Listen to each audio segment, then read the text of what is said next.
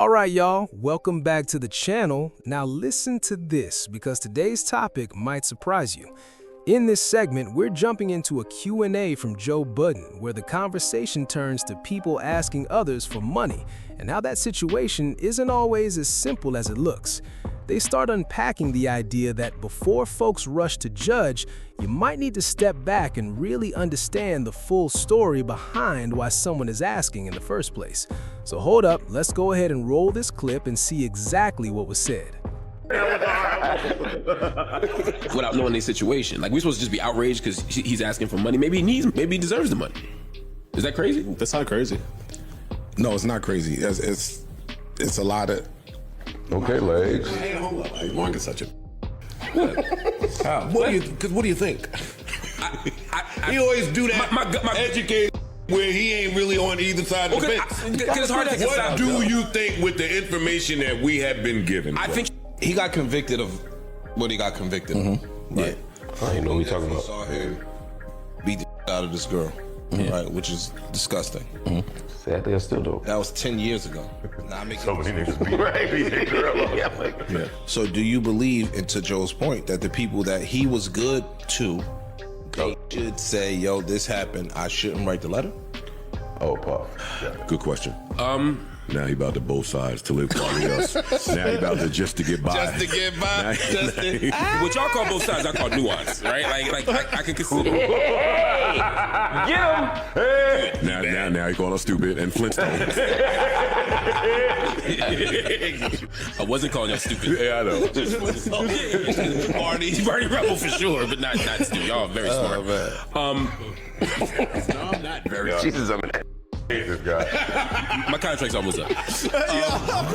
Yeah. That's why people look at her like that, because she do like that. Okay, you gonna try to get me out of my... All right, I see what's going on. Joe. What do you say about that, Joe? What do you think about that? Joe, I'm potting, babe. Talk to me. That's right. I'm potting. And I'm in the mic. You hear me? No, we hear you. Man clear. I'm Man clear. What do you think about that, Joseph? About what? What she just said. What'd you say? I need you to take a... He ain't even hear it. Don't play both sides. Don't just get by.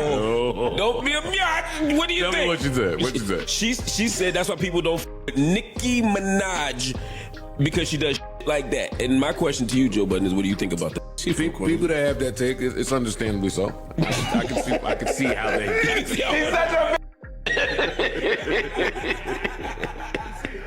Yeah, that's right. Learn from my man. I learned from my man. Yeah. I don't even like to be around people I can't learn from. So, all right. With this podcast, there's a lot of people watching, and it looks like it impacts every single one of you.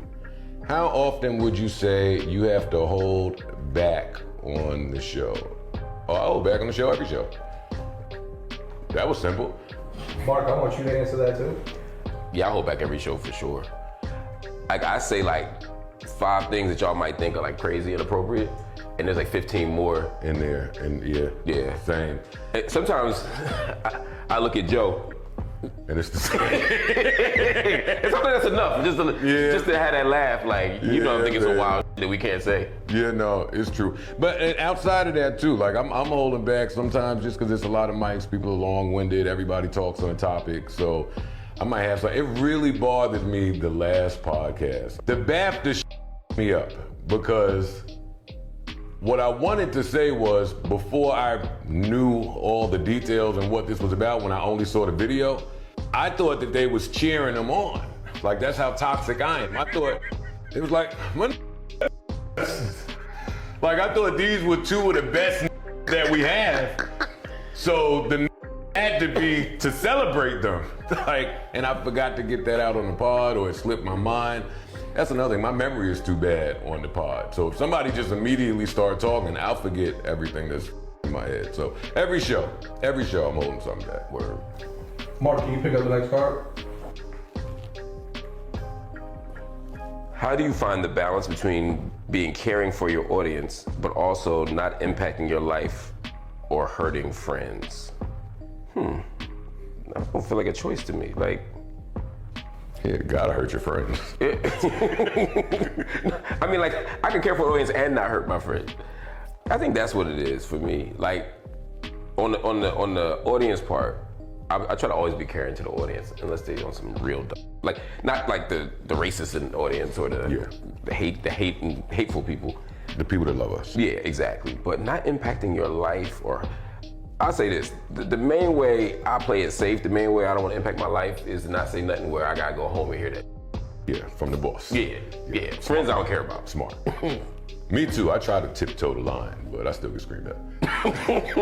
You tiptoe for like a little bit, then you get comfortable.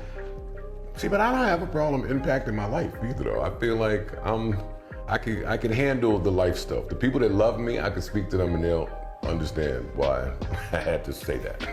The Joe Budden podcast has long held its place as one of the most influential hip-hop podcasts. Over the years, they've built a massive platform where conversations range from music and culture to some of the biggest controversies online. In this clip, they tap right back into that signature breakdown style. Listen to this, giving viewers the kind of layered discussion that keeps people coming back. Moments like this remind you why so many fans still consider it the #1 podcast in the space. Like a loser sibling. Yo, I'm